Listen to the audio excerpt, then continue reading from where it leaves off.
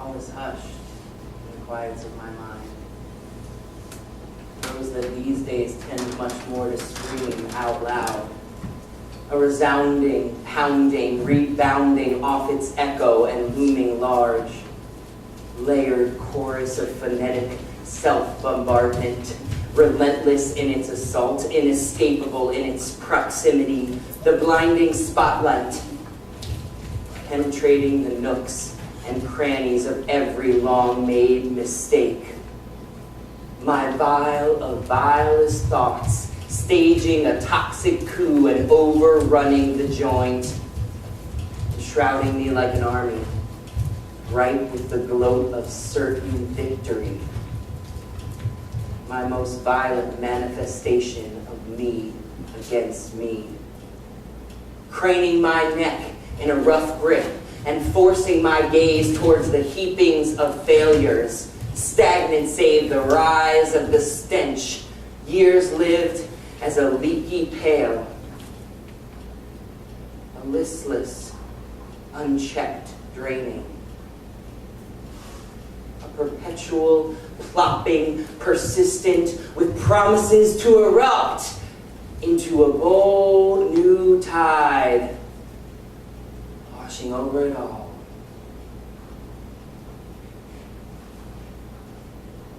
Turns out it's all talk. But for now I'm just here soaking up the silence. Here with you, who I suspect has felt a bit like me. Maybe you'd like to hang a while, share some jive and sideways smiles, reminisce all that's ludicrous and untwist the sameness of which it all was born, of which we all were born. Because as you probably know, we are where and what we came from. No matter how fast we bolted down the road, down the alley, the long haul, in our flailing attempt to blur the scenery, no matter how far we've flown, or how long we've been averting our gaze, can all be traced back with a disjointed and furiously scribbled line to she. The world began with she. Woman who bore down to bear us, giving of her body as Adam did, igniting the spark with a labor of flesh and bone.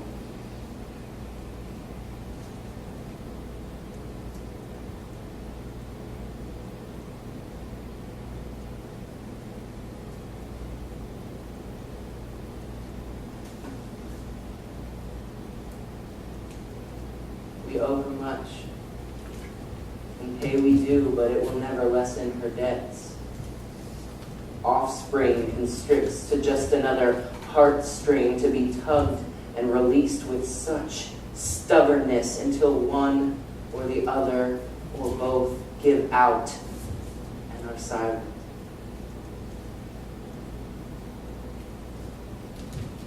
Who knows better than she, of whom we were constructed, the weakened joints of our infrastructures, and like a child reaching with a lusty hand towards that which she has been forbidden to touch, will poke and prod,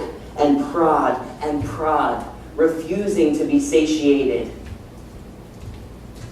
until mother refers to an umbilical yoke, shouldered by you and a woman you used to know.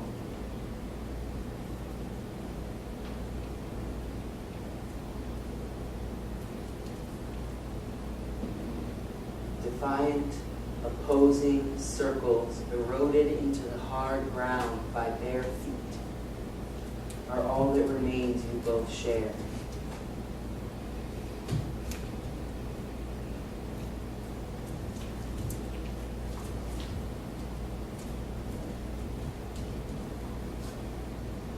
That face, so much like yours, lives as a dizzying funhouse reflection of all that you could never fix.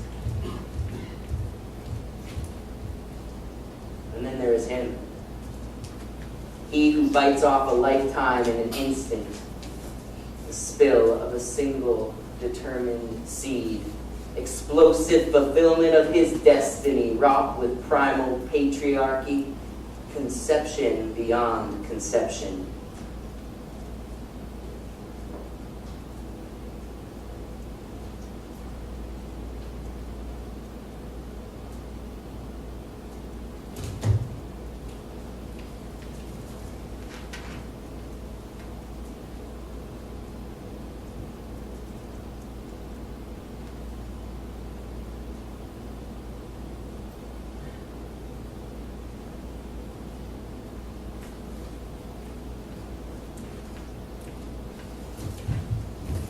The vertigo of fatherhood is unbalancing, and its claim over so many things that were once just yours is a contract etched in blood.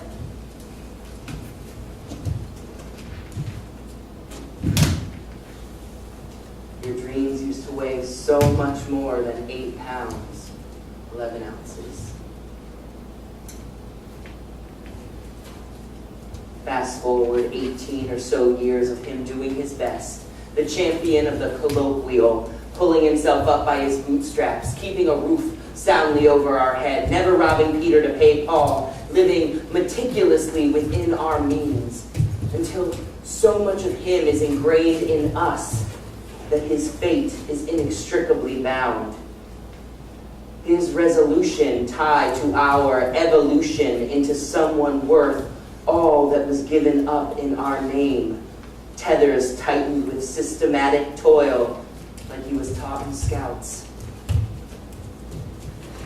The hollow humility of a beaten brow, where once lived a prideful and hopeful roar,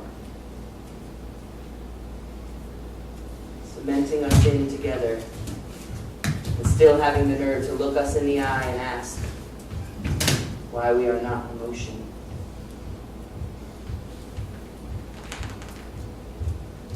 Years churn and turn as they tend to do. That pail still leaks. Stifled words still swirl around. Lies of omission flow like the liquor we all learn to choke back down.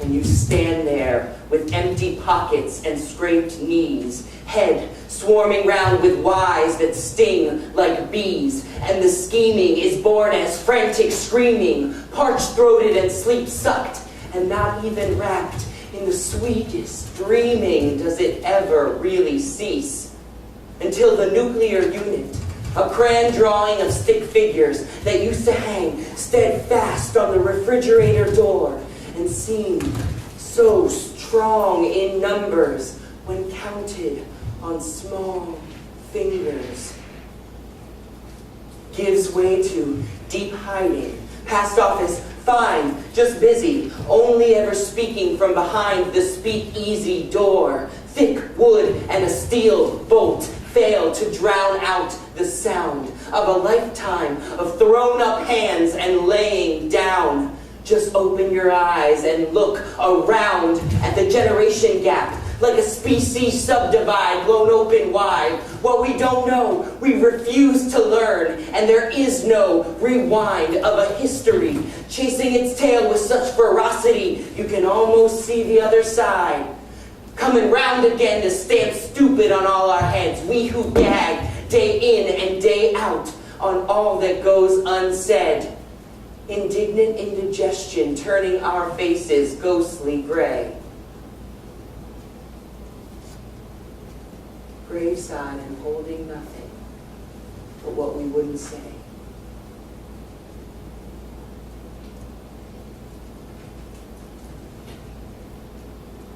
Made of such odd stuff, families. The frames between the snapshots. What I've learned from mine is not your lesson. But here is the bone should you choose to catch as I throw. To matriculate, supersede, redefine, and truly reciprocate is not a thing of warring words, nor a bridge over the span of years, but a reconnection with the simplification that we are of each other. The things that stab and disrupt and divide. The tongues, the eyes, the fists, the minds must hush up and step back and bow down to the beating. Yours and mine, rhythmically aligned and intertwined. Care to stop and spend some time to truly listen?